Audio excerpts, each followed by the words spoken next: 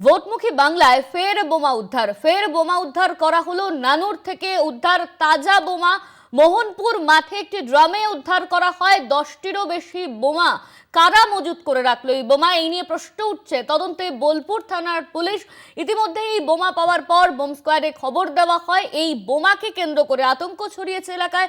সামনে বিধানসভা নির্বাচন, আর নির্বাচনের আগেই ফের উত্তপ্ত পরিস্থিতি বীরভূমে। সেখানে বীরভূমের নানুর থেকে উদ্ধার করা হলো তাজা বোমা।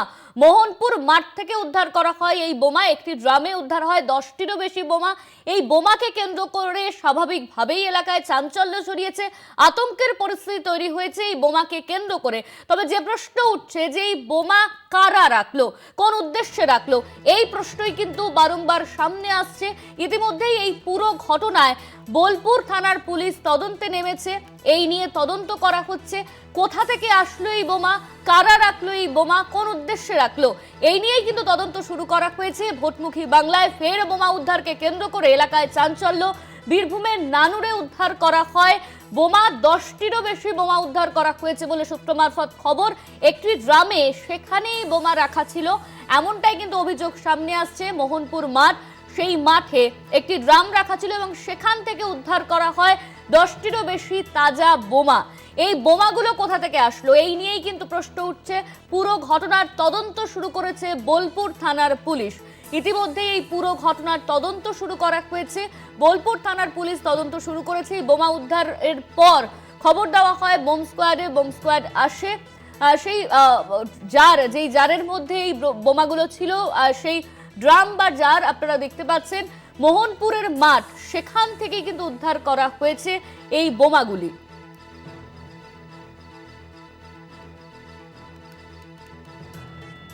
ভোটমুখী বাংলায় ফের বোমা উদ্ধার, ফের বীরভূমের নানুরে উদ্ধার করা হলো তাজা বোমা। বিধানসভা নির্বাচনের আগেই এই বোমা উদ্ধার হয়েছে। মোহনপুরের মাঠে একটি ড্রামে উদ্ধার করা হয় 10টিরও বেশি বোমা।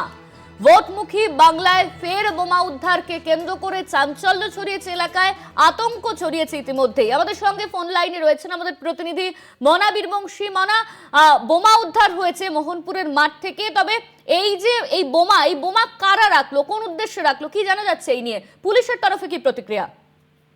দেখো অনন্যা, এই মুহূর্তে দাঁড়িয়ে এটাই সবচেয়ে বড় প্রশ্ন যে এই যে বীরভূমে দিকে দিকে বোমা উদ্ধার হচ্ছে, বিশেষ করে বিধানসভা নির্বাচনের প্রাককালে দাঁড়িয়ে।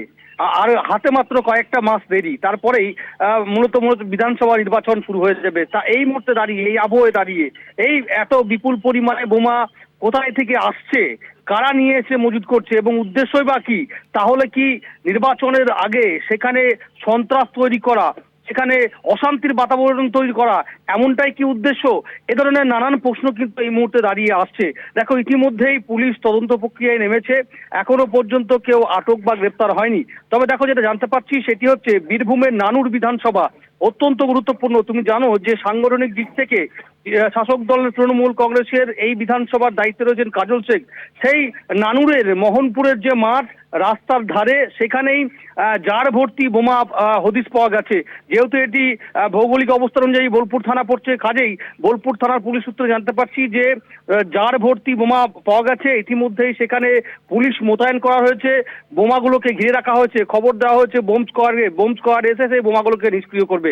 এখন এই মুহূর্তে দাঁড়িয়ে পুলিশ তদন্ত প্রক্রিয়া করছে যে এর নেপথ্যে মূল কারণ কি, কারা রয়েছে এর নেপথ্যে। খুব স্বাভাবিকভাবেই দেখো, এই মুহূর্তে দাঁড়িয়ে এলাকায় কিন্তু যথেষ্ট চাপা উত্তেজনা তৈরি হয়েছে। কারণ তুমি জানো যে এই নানুর একসময়, বিশেষ করে বাম জামানায়, রাজনৈতিক সংঘর্ষে তপ্ত হয়ে উঠতো, বোমাবাজি হতো, গুলি চলতো, রক্ত ঝরতো। সেই নানুর ভোটের মুখে আবারও নতুন করে যে বোমা উদ্ধার, যথেষ্টই কিন্তু চাঞ্চল্য ছড়িয়েছে, সেটা কিন্তু বলা যেতে পারে। এবং পুরো বিষয়টা কিন্তু তদন্ত প্রক্রিয়া করছে পুলিশ, এমনটা চিত্র কিন্তু উঠে আসছে। অনন্যা, ধন্যবাদ তোমায় মনা। আমাদের সঙ্গে ফোন লাইনে ছিলেন আমাদের প্রতিনিধি মনা বীরবংশী।